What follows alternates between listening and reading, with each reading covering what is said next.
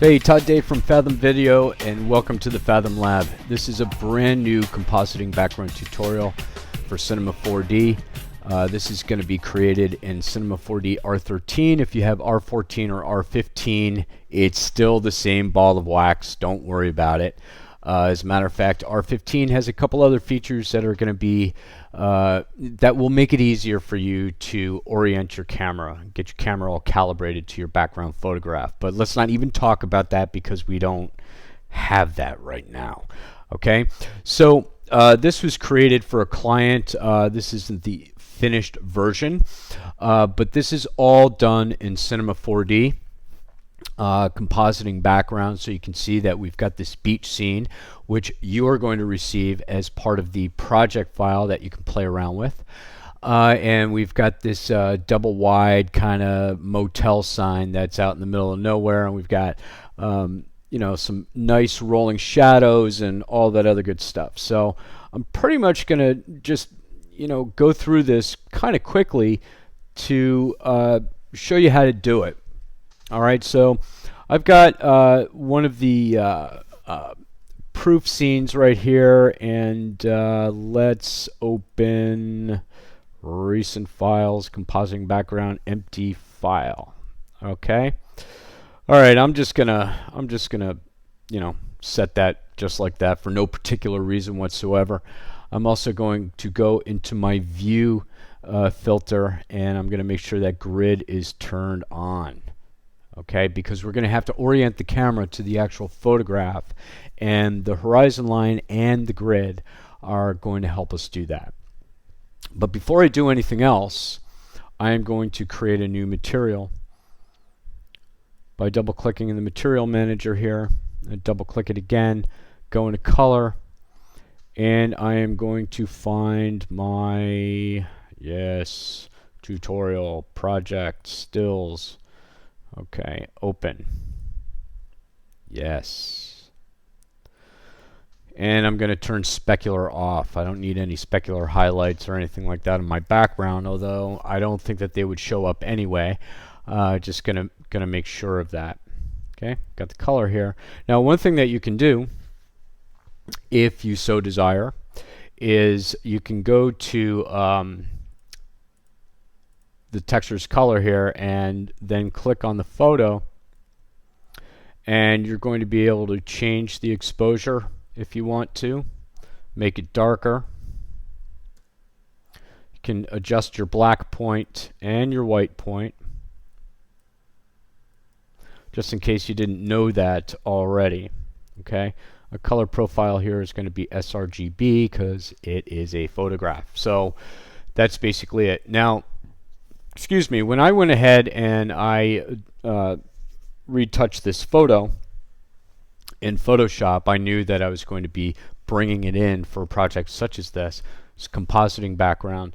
So I made sure that when I named the file, I put the width and the height of the file in there, so I wouldn't have to open the photo again in Photoshop, or say click on it and get info on my Mac to see how big it was. And this is important because you need to set your output for Cinema 4D to the exact dimensions of this photo. If you do not, then the photo is going to be squished or stretched, or, well, it's not going to look right. Okay? So let's go into our output and set that to 1600 by 1062. Now, in the original file that I had here, I had my resolution is set to 300.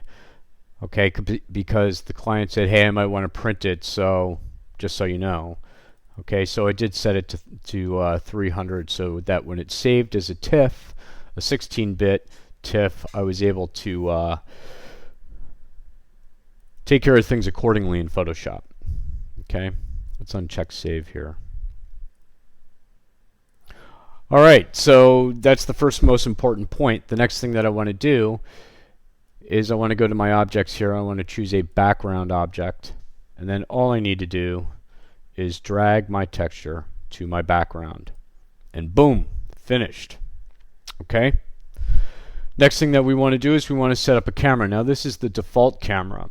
And remember what I said about grid lines and horizon. All right, you can tell right off the bat that if I put anything into this scene right here, it's not going to look like it belongs. All right, so why don't we just add a cube? And there you go. That doesn't look like it belongs at all. So let's do ourselves a favor and create a camera. Now a couple things here.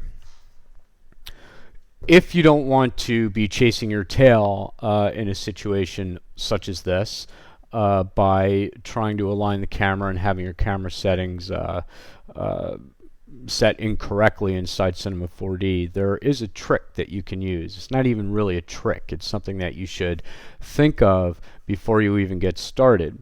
If you know that you're going to be doing something like this, whether for a client or even just for practice, if you have the ability to shoot a raw image from your camera, say it's a Nikon or a Canon or I don't know, a Lumix or whatever it might be, certainly do that. Now what I will do is I will set up my Canon to shoot a RAW and a JPEG. It's just a safety thing that I do. But the nice thing about shooting RAW is that you can bring that photograph into Photoshop, get info on the file, and it will give you all of the camera settings for that particular photograph. So if your lens communicates with your camera, which most do nowadays, you're going to see right off the bat what your focal length was, what your exposure was, everything else. And what you really need to have here is not only your focal length, but also your sensor size. Okay? Now, I'm not going to get into all of that on this particular situation, but suffice it to say that if you can match those settings from your camera into the virtual camera of Cinema 4D, then you're going to be doing great, because when we get to the next step, it's going to help you immensely. So where do you do that? Well, you just simply go to the camera right here, the virtual camera, click on it, go to object, and you're going to see focal length and sensor size. Now, I shot this with a Nikon D90. Oh my gosh, it was so long ago that I don't remember really what the focal length was, or the sensor size. Okay, I could probably look it up right now online. You can find that information, put the sensor size in, but I still don't know what the focal length is. And of course, I don't have the original photo. It's around somewhere. You've heard that one before, right? But that's one of the reasons why I'm choosing this photograph, is because we don't have, say, any geometry going on in here. We don't have buildings, we don't have streets, we don't have signs, we don't have any of that stuff. We can see that it's a very wide angle view. It's probably 18 to 24 millimeter, and that's about that. That's it. So in this particular instance, I am not going to worry about that stuff at all. Okay, I'm just not going to worry about it. Any other situation, you probably should. Okay, well, you definitely should. All right, so that's the first bit of information on the camera. Now, the next thing that you need to do is you need to align this camera to the photograph. You need to align the horizon, and you need to get your grid line set up so it matches the ground plane. All right, so what we're going to do is we're going to bring the camera down. All right, going to tilt down. All right, let's now you can do this either in your viewport setting here. You can do this through these icons right here, or I am going to choose the 3 key. I'm going to hold it down. All right, and I'm going to tilt down until I meet the horizon. Now, in this particular situation, the horizon, to my eye, is the most important. Everything else is going to kind of figure itself out after the fact. All right. So that being said, I am going to go up to my viewport, click on filter, and get rid of my grid lines. All All right, now I'm going to put a box in here, and we're going to see whether or not it behaves. And you can kind of just eyeball it here. And that absolutely looks like it fits in the scene.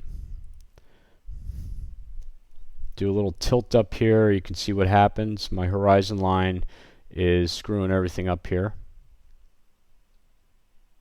So you kind of see how not having things aligned to the photograph, having your camera aligned to the photograph or oriented towards the point of view of the photograph, is going to make it so that when you start compositing things in there, it's going to look weird. Okay, it's going to look janky. It's not going to work. Okay, so most important thing right there. Let's get rid of the cube. Now that I have my camera aligned, I definitely don't want to move it. Okay, let's say I move the camera by accident for whatever reason. I do it by accident, I screw it all up. There is a way to get the camera settings back. There are a lot of people who think, well, I'll just do an undo. I'll do a Command or a Control Z. Well, that doesn't work for the camera. In order to get it to work for the camera, you have to do Command Shift Z on a Mac or Control Shift Z on Windows. So let's just get our camera back to where it was. And then so that I don't ever do that again, I'm going to select the virtual camera. I'm going to go to Tag, Cinema 4D Tags, and I'm going to select Protection Tag. And now I can't move the camera at all, no matter what I do. Okay, good. First two most important steps completed. Next thing I'm going to do is I'm going to add a plane. Now the plane is really important because that's what's going to be catching my shadows and making this look realistic. Okay, one thing that a lot of people who are starting visual effects or compositing don't realize, and you notice it if you see a horrific compositing job on television or in a project or something like that. Why does that not look right? Well, a couple things. Lighting could be way the heck off. You know that it doesn't belong there. The other thing is it's not casting any shadows, and it doesn't look like it's on the ground. Okay, casting shadows is one thing, making it look like it's on the ground is a whole nother thing. We do that by adding ambient occlusion to the scene, and I'll show you that in just a moment. Okay, so I want to add a plane. This is going to capture my shadows. Okay, one thing that you don't need to do is you don't need to make this piece of geometry complex because it's only catching shadows. You don't need it to have this many width and height segments. You don't need more than this. You don't need 60 width and height segments. You really only need a 1x1. Whoops. Why increase your render time, right? I mean, because at the end of the day, that's what you're going to end up having to do. And if you have, 40 width and height segments, you're going to say, well, why is this taking so long? This is ridiculous. Well, you're going to take a render hit, doing it that way. But if you have it on a 1x1, it's going to speed it up. Maybe not significantly, but enough to be appreciated. All right, so this is our ground. Actually, let's call this shadow catcher. Okay. And now the second most important step, we're going to drag our original material onto our shadow catcher. All right, now what's wrong with this? Well, we've really just put the photographic scene onto a ground plane, and it's not working. Well, why isn't it working? Simply because right now, our projection mapping is not correct, okay? Not our projection mapping, but the projection of the texture onto the object. So we need to change this to frontal. Well, now I don't see anything. Well, of course you don't. It's okay. It's not a big deal. Next thing that we need to do is we need to add a compositing tag. This is really the most important step in the whole thing. All right, let's just bring this over here. All right, I do not want this to cast any shadows. I want it to receive shadows, but I don't need it casting any shadows. You can leave everything else on for now, but most importantly, compositing background. You need that on. And now there are no lights in the scene, so let's add a light. All right, and it's gonna look a little weird to you, perhaps, in here. You know, it might look like it's getting stretched and all of that other good stuff, but believe me, when it renders, it's not going to look like that. Okay.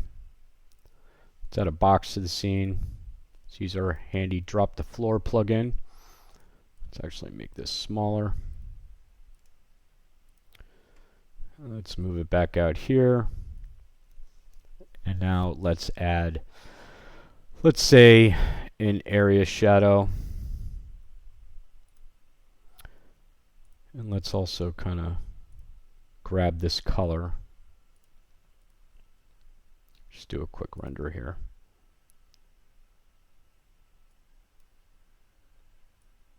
Okay, see what I mean?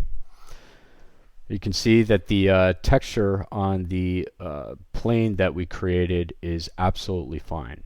All right, the lighting doesn't work, but we can see that a shadow is being cast there. One thing that we might do is we might go into shadows. We might change the shadow value here. Actually, let's do this. Let's just grab this again. And then we'll darken that up. And let's also change our density to maybe 65%.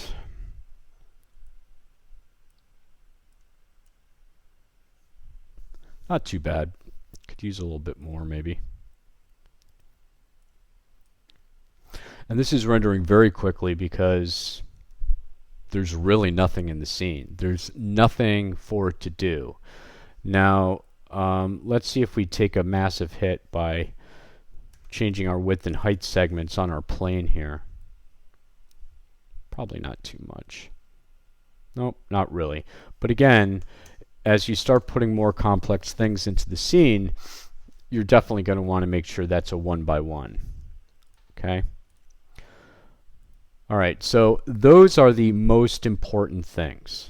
Those are really the only things that you need to know in order to create a scene like this.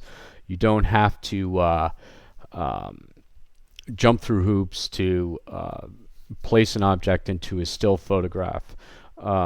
Really all you've got to do is make sure that you know the size of your background image. Dial that into Cinema 4D. Next thing that you need to do is create a camera and orient it properly to your horizon and also to your ground plane. And believe me, if you go out, if you live in a city like New York City or Orlando or LA or something like that, you take a photograph of a city street scene or something like that, you're definitely going to want to make sure that you have your grid turned on and that it's aligned to the street, and you're kind of guesstimating at that point where your horizon is because you can't exactly see it. All right, so in that particular situation, use the grid in your ground plane to line it up to objects on the street level. The dotted lines on the street, the curb, the everything else. And you'll get your camera oriented properly. Also, if you have the EXIF data from your photograph that came from your camera that shot the scene, make sure that you put in there what your gate size is or your sensor size, and also the focal length or the millimeters that you shot the photograph at. And then at that point, once that camera is set, protect it, make sure that it doesn't get moved and all that other good stuff. Then you can start adding your shadow catcher, your ground plane, and all that other good stuff. Make sure that your shadow catcher texture, its projection is set to frontal, and then add a compositing tag to that, shut off your cast shadows, and turn on compositing background. Okay. One thing about this is, let's do this. There's actually no texture added to that at all. So let's do this. Let's add a reflection to this. Let's turn this up a little bit, and we'll make this pure white. I'll just leave the specular as it is, and we're going to drag this onto the cube here. And let's add one more light. And this is really going to be more of an ambient light. Let's go back to this main light that we have here. I'm going to go to color. I'm going to copy that, and I'm going to paste it here. And let's do a quick render of this. All right, so you can see that the ground plane is reflected, its texture is reflected in the material here. Now, in the plane where we have the compositing tag, we have a bunch of other options here where it's not seen by transparency, refraction, or reflection, or by ambient occlusion. So let's just go ahead and shut off all this stuff, and let's see what happens after that. Okay, so again, if you have a lot of objects in the scene that are, you know, heavy-duty geometry, or finding that it's taking a long time to render, you don't really care about whether your ground plane is reflected on those objects or not, maybe they don't have any reflective values to them, you can shut this stuff off. All right, now I do happen to want the material to be seen, but I also don't want it to be that crazy, so I'm gonna turn the blur level up to, I don't know, let's just say 10%. And I'm going to render this particular section again. And now you can see I am, once again, getting some reflection. It's not so hard now. It's kind of slightly blurred. So those are a few things that you can keep in mind. Now the other thing is, remember when I was talking about lighting and also casting shadows and things like that as to whether the object looks like it belongs in the scene? Well, the other thing that we can do is we can turn on ambient occlusion by going to our render settings, going to effect, and choosing ambient occlusion. All right, now ambient occlusion basically creates a shadow between two planes or two objects wherever objects intersect. So for example, if you were creating a room and you had a floor and you had your walls with the corners and things like that, in real life, you'll see slight shadows where two walls meet, or the wall meets the floor. Very subtle, but definitely there. All right, now we can just leave this as it is, but I think it's going to be a little bit heavy-handed. We can see here that our ambient occlusion is going to start out dark where the shadow is and eventually lighten up to absolutely nothing. All right, this color is not going to match the scene, and it's kind of heavy, but let's have a look at it. The other thing that we want to do is we want to make sure that scene by ambient occlusion is turned on, or that's not going to work. The ambient occlusion isn't going to show up, just like we had with the reflection. So let's do this really quickly. Okay, and now you can see there's very, very subtle shadow in there. Okay, let's go to our ambient occlusion settings. And I'm going to turn the accuracy up to 100%. Now, ambient occlusion definitely gives you a render hit. All right, so again, keep this in mind. If you need it in there, but you don't need it to be 100% accuracy, it's going to slow down your render. Just lower your accuracy, lower the number of samples that you have. I'm going to put 32 samples in here and 128 maximum. Okay, still not too bad. Okay, pretty quick. A couple good things. You're going to get this project file that I've just set up right here. You're also going to get this still photograph in the background. Please don't use it in a commercial project. That would be not be a good situation. Go to town. Experiment. Find out what works and what doesn't. What different settings do.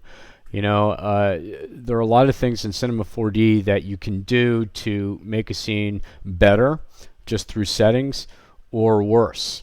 All right, so this is a very, very simple scene here, and go ahead and download it and enjoy it. And I'm going to have a lot more tutorials coming your way. New ones haven't been posting probably for the last year and a half, 2 years, but all that's going to change now. So sign up for the updates so that you know when a new tutorial is up. And tell your friends and stop by often, to see what's new. All right, thanks guys. Thanks for visiting Fathom Lab. I'm Todd Day from Fathom Video. Have a great day.